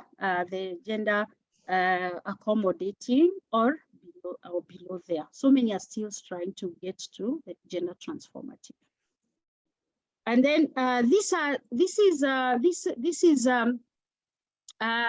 simple mainstreaming process, just a gender mainstreaming process, and some of the things that when you are using the gender analysis tool, that we also try to capture and to look at, or as you are looking towards or working towards mainstreaming gender in your company, what should you do? Let me put it simply that way. As you're looking at mainstreaming gender in your company or in your program, what are you going to do? What do you look at? One, we look at the needs assessment. You look at which we are calling the gender analysis. You need to have a tool, and we share that. If you need, we'll share that. But you can do it. Normally, I advise get a consultant to do it, because sometimes we are biased. Sorry, okay. So you must be able to do gender analysis or needs analysis or needs assessment. And then secondly, you must be able to do planning, because the gender analysis leads to a plan. Once you do an analysis, you come up with a plan. What are we going to do as a company? And then you need to allocate resources to be able to implement the plan. You have said you need to change your policies. That means you need resources to either employ a consultant or to do something to be able to do that. So you always have to be able to do gender responsive budgeting and resource allocation. Then of course, it's the actions and the implementation. Sometimes we are always in the habit of doing the plans and putting the plans there. We have very beautiful strategic plans and gender plans, and they stay there, but then nobody is doing anything about them. So you must also be able to implement, appoint people, appoint someone, a focal person who can really lead the whole process of the action, of the implementation of those actions that you did, that you put there. Then M&E, very important, gender sensitive monitoring and evaluation. Do you have people in the M&E who can be able to incorporate the gender issues in the M&E, so that we're not just reporting to donors, we are not just reporting to, to people and just reporting and saying these men and these women, but are we reporting even more? How did our actions have an impact on women and on men differently? That's how you look at when you're talking about reporting, about monitoring and evaluation, not just about the numbers, but more about just the numbers. And then knowledge sharing and gender mainstreaming, also important. How do we disperse information? How do we share information to people? Cross-learning within ourselves. How do we do that? We also need to be gender sensitive. So these are just different areas and different components that we can think of even as we're doing gender analysis. And it's also about capacity building, building the capacity of the people, of the staff that you work with, the capacity of the people who are in our environment in that company. And now I'm going to just rush. I have, these are the final slides. I'm just sharing some examples of approaches that you can pick. It's one, taking responsibility, yourself as a manager, as a CEO, as an owner, taking different responsibility in understanding the different roles, responsibility, experiences, inequalities between women, men in your organization. And that's one you can do very well with the gender analysis toolkit. Identify the opportunities to actively involve men and women, as well as the youth in the consultation process. Ensure you have gender responsive policies and procedures through training and support. Strive for gender balance in recruitment of personnel and experts and in leadership. This one we do it very well, very, very well, just striving for gender balance. But it's just one out of so many things that you can do. And then finally, it's about monitoring gender sensitive indicators.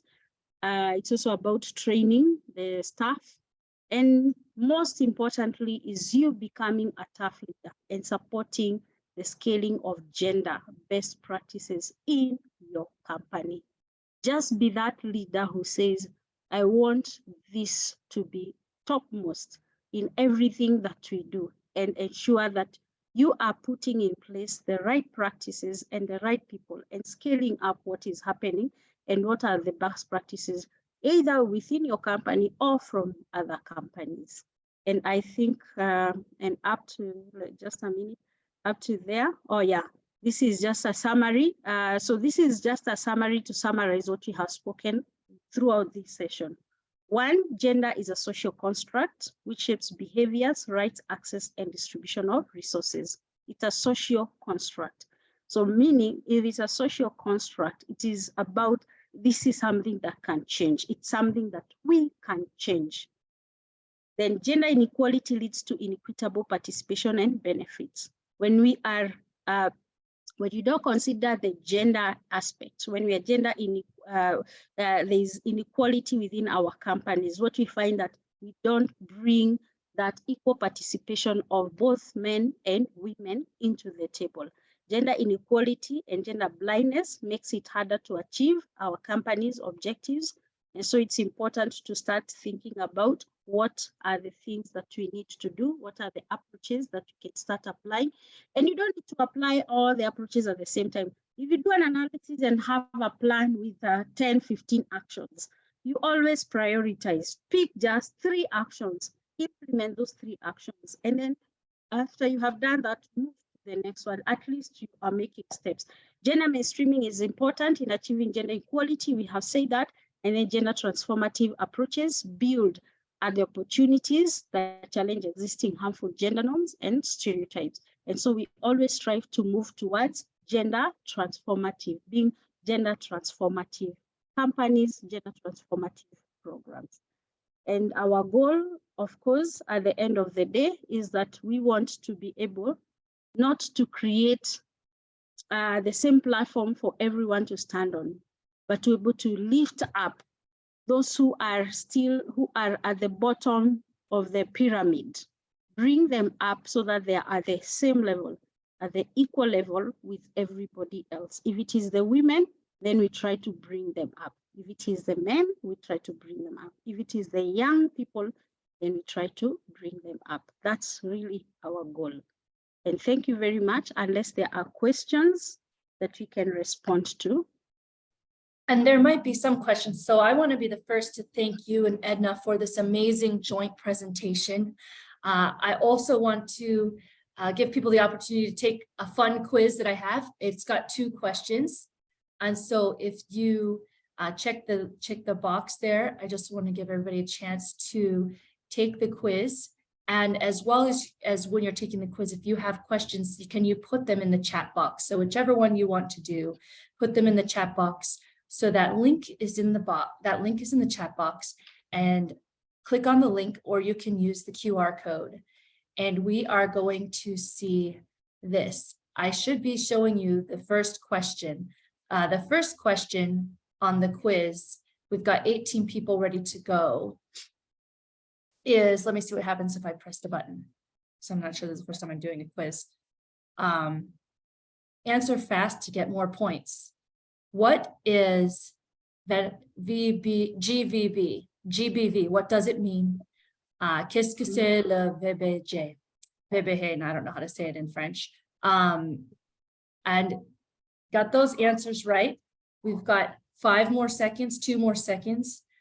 Let's see. Most people got it correct. So I want to thank you. And I have one more question. Again, this is just a fun quiz. So again, if you want to play, please check out the quiz link in the chat box, and we'll move to the next and final question. This is just something to do fun at the end of the session today. This next one, oh, we've got a leaderboard. Who answered the quickest? It looks like Boam, followed by Barefoot Contessa, answered the quickest. So again, you have the chance to get your name up here on the leaderboard. Let's see the next question. We've got 33 people ready to play. So again, if you want to play, check the links in the chat box, or go on and check the QR code. And I'm going to start with the next question now. 40 people are ready to go. Oops, where's the next question? Hold on. Question 2 of 2. Let's go. Press enter. Okay. Answer quickly to get more points. This picture shows a lack of which concept. So we had this picture earlier today. What is this picture showing a lack of? A lack of gender equality or a lack of gender equity? Oh, this one was a harder one. This was showing a lack of gender equity because it's giving the women and the men the same opportunity with the same size ladder, but the women had disadvantages, so they were not able to actually participate in the benefits. So that was showing lack of gender equity. Let's see the leaderboard, and then we'll see if we have some questions in the chat box at this point. So leaderboard now is, let's see, got a few changes. Barefoot Contessa followed by Portia. They are tying. Awesome job. Okay, now we'll go back to everybody here. We've got three more minutes officially for questions. I want to ask Fabiana or either of the speakers if you've noticed any questions coming through.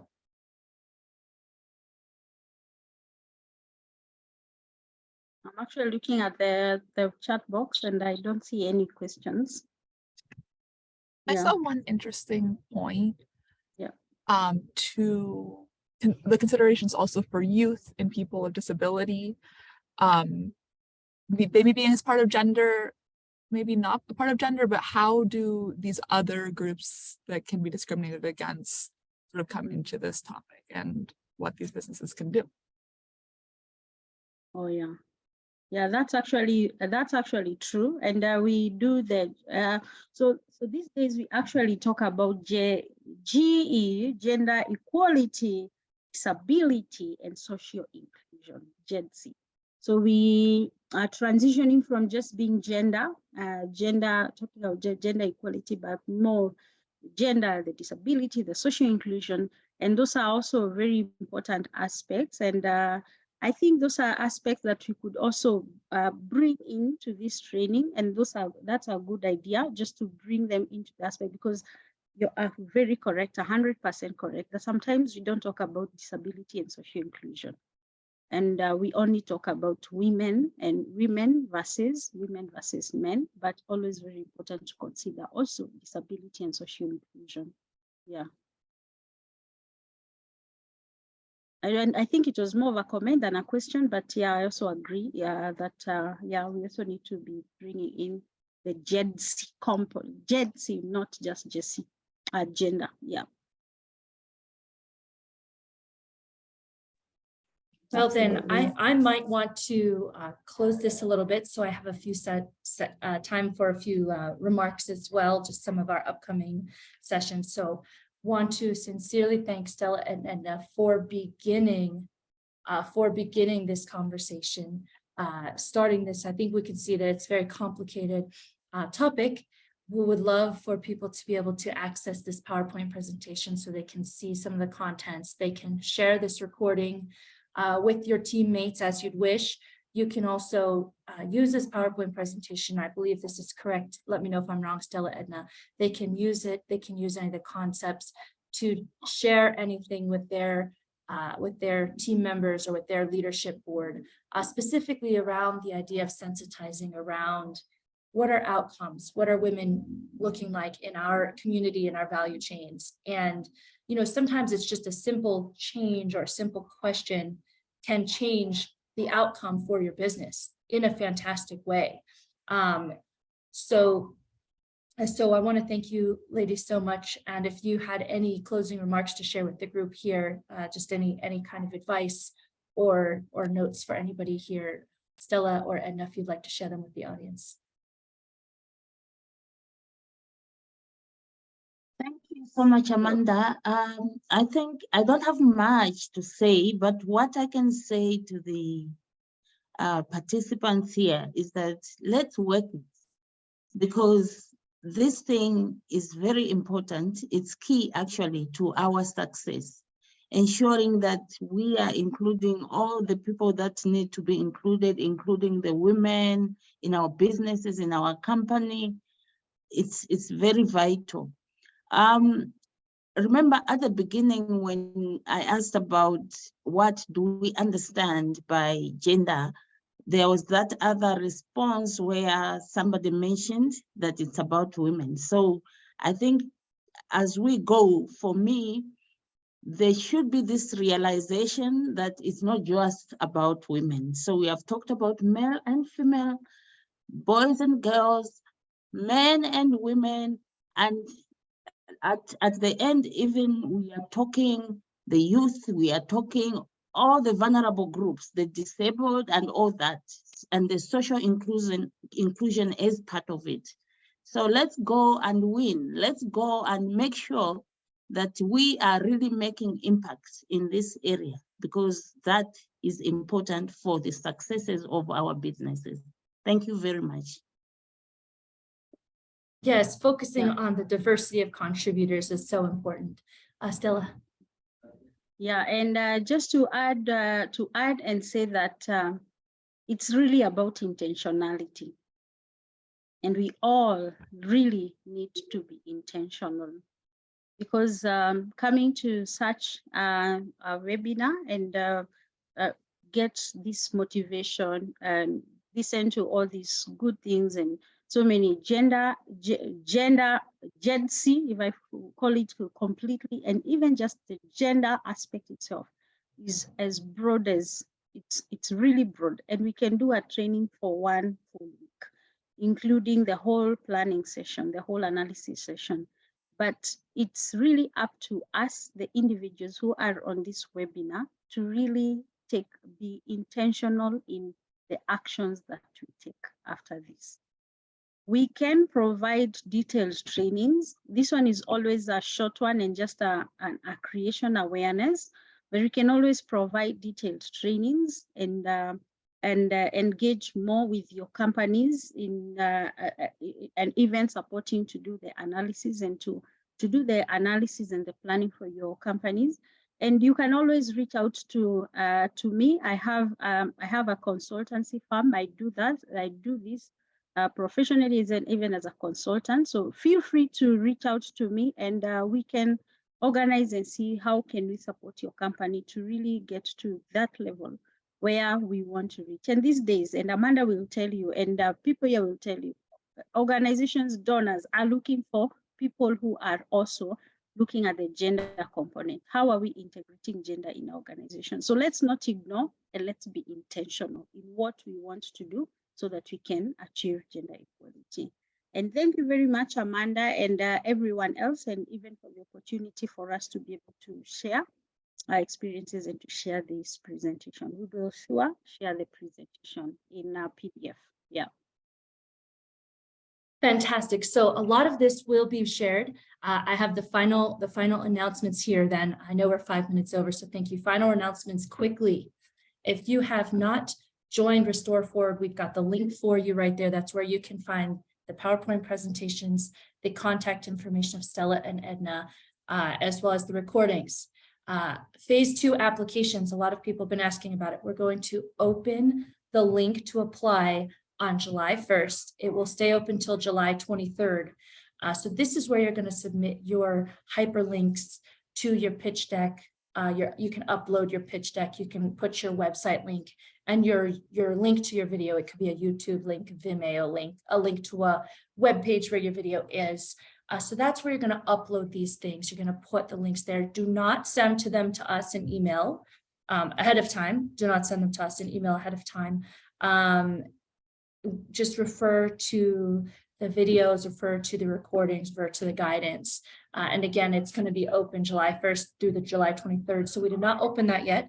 So don't worry, you can be starting to make your videos. Make sure your website link is updated. It doesn't have to be a perfect URL or anything, but you want to be sure to have your website up and ready to go no matter what the link is by July 23rd. Again, these are requirements for the innovation grant. We want to get you from here to here. Again, what's Restore Forward link is in the chat box right now. Our WhatsApp group is also in the chat box, and we also have the attendance link in the chat box. This Thursday, we're going to be having bamboo presentations from bamboo groups. Why is bamboo restorative?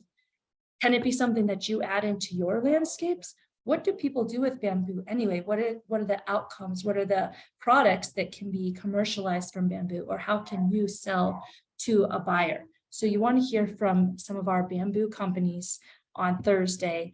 And on Tuesday next week, we're going to be having a session about investment readiness. What is investment like in Africa? What is investment like in West Africa, Francophone Africa?